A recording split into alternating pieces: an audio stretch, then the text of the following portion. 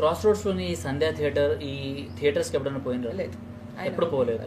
చాలా క్లమ్జీగా ఉంటాయి అనమాట, చాలా క్రిక్కిరిసిపోయి చిన్న చిన్నగా ఉంటాయి. బట్ ఏంటంటే ఫ్యాన్స్ అందరూ ఎక్కువగా అక్కడే సినిమాలు చూడడానికి మోస్ట్లీ అక్కడే ఇంట్రెస్ట్ చూపిస్తుంటారు.